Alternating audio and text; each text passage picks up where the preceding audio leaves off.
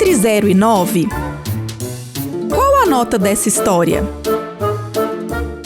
Sabe aquela sensação de que a gente finalmente encontrou o próprio lugar no mundo depois de uma vida inteira tentando se encaixar nas expectativas dos outros? Quando tudo começa a entrar nos eixos, quando a gente cria coragem de viver a própria verdade, sem medo, sem se esconder, sem pedir desculpas? Pois é. Mas às vezes, no exato momento em que a gente acha que está sendo acolhido, vem uma rasteira de onde a gente menos espera. E aí fica a pergunta: até onde vale a pena insistir em manter os vínculos de sangue quando esses laços parecem apertar mais do que abraçar? Vem comigo que você vai entender essa história. Quem mandou a história de hoje foi o Iago, que está com 28 anos. O Iago nasceu em uma cidade tradicional do interior do Paraná, bem pequena, e cresceu naquele tipo de família onde todo mundo sabe o que é certo, o que é errado e do que não se fala. Desde pequeno, ele foi ensinado a ser discreto. Mas não era discreto do tipo educado, era discreto do tipo invisível, sabe? Para não chamar atenção e para não dar trabalho. O Iago falou que sabe que sempre foi uma criança viada. Isso é as palavras dele. Mas com toda a restrição e o preconceito velado que tinha na família dele, ele foi se podando e deixando de ser aquela criança que ele era. Ele falou assim que os pais dele, o seu Geraldo e a dona Nira, sempre prezaram por manter as aparências. Os pais são bem conservadores. É esse tipo de pessoa que a gente aqui do podcast já sabe muito bem como é que é. Então, o Iago foi crescendo ali, naquela família, com muito medo de ser quem ele é, se segurando mesmo, assim, guardando dentro dele quem ele queria ser. Ou seja, o Iago teve que crescer dentro do armário. O Iago, ele tem um irmão gêmeo idêntico, o Ian. E apesar deles serem idênticos por fora, por dentro eles sempre foram de mundos completamente diferentes. O Ian foi e é o filho que seguiu o script direitinho do padrão da família deles. Fez agronomia, ajudou no sítio do avô desde pequeno, se casou com a primeira namorada séria que ele teve, a Cristiane, que é uma moça lá da mesma cidade deles, filha de conhecidos da família, certinha, da igreja. O Iago falou assim que parecia até casamento arranjado, os dois. Enquanto isso, o Iago sempre se sentiu um estranho naquela família. Desde cedo, ele sabia que tinha algo nele que não encaixava na moldura da vida daquele povo. Mas, como ele não tinha outra escolha, ele ficou quieto por muito tempo e aguentou muita coisa calado. É aquele meme, né? Aguentou muito e ainda foi simpática. Então, para dar uma resumida na história até aqui, a família do Iago é composta pelos dois gêmeos, né? O Ian e o Iago, o pai e a mãe deles, seu Geraldo e a dona Nira. Eles não têm mais irmãos e os dois cresceram juntos ali, os pais conservadores, né? E tudo mais. E o Iago falou assim que era clara a diferença de tratamento dos pais entre ele e o Ian. Ele sabe que o irmão não tem culpa desse tratamento diferenciado dado pelos pais.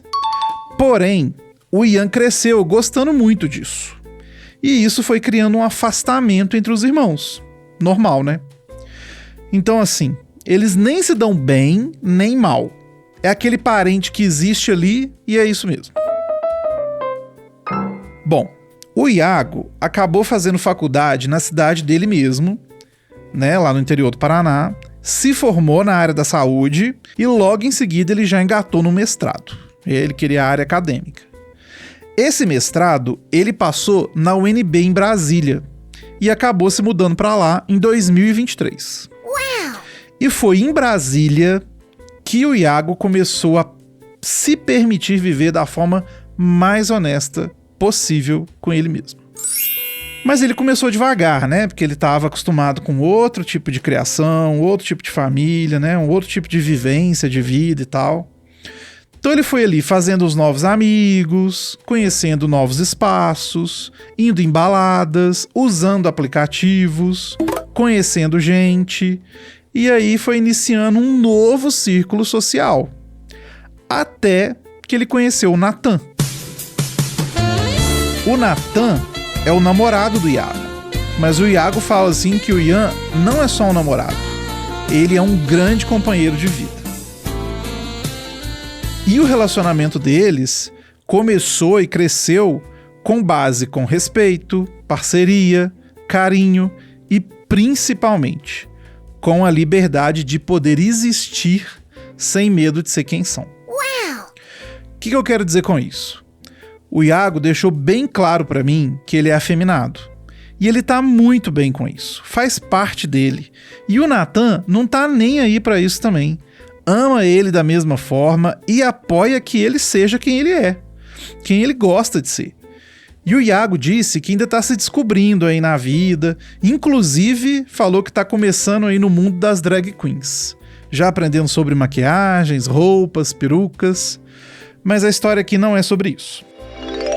Enfim, com um tempo de namoro, o Iago foi se assumindo e apresentando o Natan para as pessoas mais próximas dele lá no Paraná. Então, primeiro foram os amigos de confiança, né? Amigos mais próximos, tanto da faculdade quanto do ensino médio. Depois, alguns primos que ele tinha mais intimidade e tal.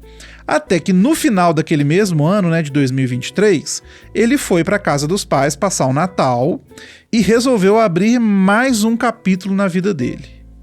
Ele chamou o Ian e a Cristiane e contou para os dois que era gay e que estava namorando, né? Falou sobre o Natan para eles. Nessa época, o Ian e a Cristiane ainda eram noivos, eles não estavam casados. Então o Ian morava na casa dos pais, né? E a Cristiane morava na casa dos pais dela. O Iago falou que eles pareceram reagir bem a essa novidade, como se já soubessem e ficou tudo bem. Uau! Inclusive, nessa época, eles já estavam de casamento marcado. E o Iago era convidado do casamento. Não era padrinho, mas era convidado. Tudo certo. Só que aí, depois que o Iago contou pra ele sobre o Natan, a Cristiane aproveitou um momento que estava sozinha, só ela e o Iago, e aí ela deu de boba perguntando se ele pretendia levar alguém no casamento deles. E a gente sabe que esse alguém tem nome, né? Natan. E o Iago disse que sim, que ia levar o namorado, né, o Natan. E naquele momento, a Cristiane só respondeu um: a decisão é sua. E o Iago falou que essa resposta soou como um ok. Porém, um ok do tipo, entre aspas, pensa bem se é isso que você quer fazer. Bom, pro Iago, tava tudo bem. A Cristiane disse que era ele quem sabia, e ele decidiu que o Natan iria sim pro casamento do irmão dele. O Iago voltou para passar o Réveillon com o Natan, e durante o período que ele ficou lá, não teve mais nenhuma conversa sobre o assunto do casamento, de levar convidado, nada, e ficou por isso mesmo. Passaram 5 meses, então estamos aí em maio de 2024, e o Iago já estava com tudo comprado para o casamento. Passagens, hotel, ternos, enfim. Ele falou que foram mais de R$6 mil gastos nos planos para esse casamento. E que achou melhor ficar em um hotel por causa do Natan. Aí, faltando 3 semanas para o casamento, o Iago comentou casualmente com o Ian, numa troca de mensagens ali no WhatsApp, que estava tudo certo para eles irem, que iam ficar num hotel para não ocupar espaço na casa dos pais, que eles iam de terno preto para não chamar atenção, esse tipo de coisa, sabe? Já lembrando daquela fala da Cristiane, meio que tentando justificar que eles não chamariam atenção, dando uma desculpinha de que, né, enfim, esse tipo de coisa. Quando o Iago falou isso, o Ian mudou o tom da conversa na hora. E o Iago falou assim que mesmo que por mensagem, era claro que ele estava bravo. Então, o Ian falou que nunca tinha autorizado o namorado do irmão ir. E que a Cristiane também não. Que o motivo é que eles estavam preocupados com a reação da família por parte de pai. E aquilo foi um choque pro Iago. Ele tentou argumentar e contou da conversa que ele teve com a Cristiane, falou que ela disse que ele quem sabia o que fazer e que ele tinha interpretado aquilo como uma autorização. Mas o Ian acusou ele de ter inventado tudo isso e que a Cristiane jamais teria falado isso. Diz que não era apropriado e que ele ia criar um climão. Falou que era pra ele ir sozinho e que inclusive fosse de terno cinza, pra ele ficar igual aos padrinhos. Qual que era a justificativa? Ele falou que se por acaso acontecesse alguma coisa com algum padrinho, ele estava pronto pra substituir. Porque o Iago não era padrinho, né? Lembra? Aí aqui, eu preciso dar uma informação pra história fazer sentido. Quando o Iago mudou pra Brasília e se soltou, ele deixou a feminilidade dele aflorar e tudo mais. Aí ele falou assim que quando ele voltava para casa dos pais no Paraná, ou até mesmo conversava por telefone, ele ainda mantinha a heteronormatividade. Ou seja, ele se portava nos moldes masculinos, voz grossa, sem trejeitos, sem expressões gays, nada disso. Igual ele se moldou a vida toda. Então assim, ele já estava acostumado a se portar assim. Por que ele fazia isso? Porque ali ele ainda não se sentia confortável por ser quem ele é, né? Nem se abrir para os pais, enfim. Então ele conseguia se manter dentro do armário para os pais e para os familiares todos lá do Paraná. Por mais que ele tivesse assumido para o irmão, para alguns primos e tal, ele ainda mantinha essa pose toda vez que ele ia lá. Depois dessa conversa com o Ian, o Iago falou assim que tomou uma coragem que ele não sabe de onde que veio e fez o que ele evitou por anos. Ele ligou pro pai dele, se assumiu por telefone mesmo, falou que era gay e contou toda a situação que ele estava passando com o Ian. Uau! Por que ele fez isso?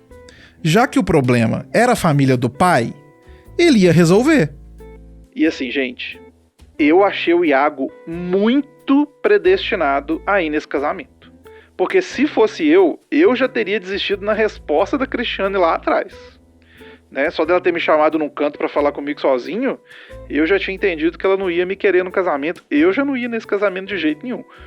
Eu, né, lendo essa história e tal, pra mim o Iago tá muito predestinado a ir nesse casamento. Eu achei impressionante a vontade dele. Eu desistiria por muito menos. Enfim. Bom, aí, né, nessa ligação do Iago com o pai dele, o seu Geraldo ouviu tudo em silêncio. E pra surpresa do Iago, ele meio que reagiu com indiferença. Ué? Por que surpresa? Porque o Iago tava esperando uma reprovação, né? Tava esperando o pai xingar, o pai falar alguma, enfim. Mas não. O seu Geraldo disse que achava errado desconvidar o namorado. Que se isso era o que o Iago queria, levar o namorado pro casamento, né, e apresentar pra todo mundo, ele apoiava. E que se fosse preciso, ele falaria com os tios e os parentes mais tradicionais lá do lado dele. Na verdade, os irmãos dele, né, os sobrinhos, enfim, o povo lá que o Ian falou que era o problema da situação. Aí o Iago escreveu assim que o pai dele foi um divo nesse momento. E eu concordo. Palmas pro seu Geraldo. Bom, o Iago falou assim que ficou chocadíssimo com a reação do pai. E achou que o caminho pra ir pro casamento estava livre, né? Também achei. Porém, uns 2 dias depois dessa conversa com seu Geraldo, o Ian ligou pro Iago. Disse que o pai tinha conversado com ele sobre a situação lá dos parentes dele e tudo mais, e começou a falar que esse não era o único problema. Que agora quem ia estranhar eram os amigos de infância dele e da Cristiane. Meio que dando a entender que o problema não era a sexualidade do irmão, mas o fato de todo mundo ficar sabendo disso. E a gente sabe que o problema era o preconceito, né? Ele não queria era que o irmão assumisse, enfim, nada disso. Eu até perguntei pro Iago se por acaso ele tinha a intenção de chamar a atenção do casamento pra ele, né? Se assumindo ali na festa pra todo mundo, esse tipo de coisa, sabe? A gente até tem uma história aqui no podcast que tem essa temática aí do irmão que queria se assumir no casamento do outro. Mas o Iago falou assim que não, que a ideia dele era até ir uns dias antes do casamento, apresentar o Natan pra todo mundo assim, os parentes, tios, primos mais próximos e tal, que não era tanta gente assim também. E ele disse também que iria se assumir no grupo da família, então todo mundo já ia estar sabendo no dia do casamento. A intenção era que praticamente todo mundo já soubesse e conhecesse o Natan no dia do casamento. Então não ia ter nenhuma revelação, não ia chamar atenção, ou seja, ele só queria participar do casamento do irmão com o namorado dele. Bom, voltando lá para a ligação, né, que o Ian ligou pro Iago e tudo mais, o Iago disse que foi bem claro com o irmão dele. Ou o Natan ia, ou ele não iria pro casamento. E o Ian não cedeu. Falou que era para ele ir sozinho e não esquecer de ir de terno cinza, que ele já tinha pedido antes. Inclusive o Iago comentou assim que tomou um ranço de terno cinza por causa do irmão, porque toda hora que eles conversavam o irmão só falava de terno cinza. Que saco. Enfim, nesse meio todo surgiu uma cumplicidade totalmente inesperada nessa história. Entre quem? Entre o Iago e o pai dele, o seu Geraldo. Uau! O seu Geraldo virou meio que um garoto de recados e fofoqueiro também. O pai contou que a Cristiane, numa conversa com a dona Nira, né, a mãe dos gêmeos, havia admitido que tinha dado a tal permissão pro Iago ir pro casamento sim, e levar o Natan. Mas voltou atrás quando ela lembrou quem que ia estar no casamento. Então, ela confessou pra dona Nira que não admitiu pro Ian que tinha dado a tal permissão. Mentiu. E quem que era essa tal pessoa que ela lembrou que ia estar no casamento? Isso na minha cabeça não faz sentido nenhum, mas enfim. Uma das madrinhas dela, que é lésbica assumida, foi ao casamento com a namorada, sem nenhum problema. E, segundo as palavras da Cristiane, como ela não fazia parte da família de ninguém, isso, entre aspas, não pegava mal. É aí que a gente vai vendo, né, ao decorrer da história, qual que é o real problema das coisas. Aparentemente, ter um membro da família homossexual que é o problema pra eles, né, que é a vergonha da família. E não, enfim, é muito complicado esse tipo de história. Enfim. No fim das contas, o Iago decidiu não ir ao casamento. E a ausência dele foi tão notada por todo mundo que acabou virando assunto durante toda a festa do casamento. Ele falou assim que a mãe dele teve que ficar explicando para meio mundo por que o filho não estava lá. E o que era para ser discreto, né, virou um comentário geral. Inclusive, ele diz que conseguiu trocar o destino das passagens na companhia aérea, cancelou o hotel sem multa e foram para a praia na mesma época do casamento. Ele e o Natan. O relacionamento dele com o Ian, que já não era lá grandes coisas, morreu de vez. E os laços com parte da família ficaram meio estremecidos, menos com o pai. O Iago falou que o pai dele foi uma grata surpresa nessa história toda, que hoje é quem conta as fofocas da família pra ele e ele mantém mais contato. E eu perguntei pela dona Nira, né? Porque geralmente as mães é que acabam ficando mais próximas dos filhos e tudo mais, mas ele disse que é muito claro que o Ian é o filho preferido dela, por mais que ela não admita isso. Ela trata o Iago muito bem, mas eles conversam só quando ele vai lá mesmo. Não tem muita relação à distância, não se falam por WhatsApp, nem ligação, e que a relação dele é só com o pai mesmo, que ele conversa com o pai. Aí o Iago chegou com essa história com um dilema. Por mais que ele estava firme na decisão e não se arrepende da decisão que ele tomou, uma pergunta ficou meio que martelando na cabeça dele. Será que ele devia ter engolido o orgulho e ido sozinho, fingindo que estava tudo bem, só para não virar assunto na festa? Ou será que por finalmente ter coragem de se colocar, ele deu o primeiro passo para construir uma vida em que ele não precisa mais se esconder? Como eu disse lá atrás, eu já teria desistido de ir no casamento pela reação da Cristiane, porque eu não sou de me esforçar em nada quando eu sei que eu não sou bem-vindo.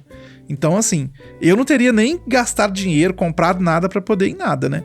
Que bom que ele conseguiu reverter tudo isso que ele comprou, que ele gastou e foi pra praia, né? Teve umas férias aí, se divertiu e tal.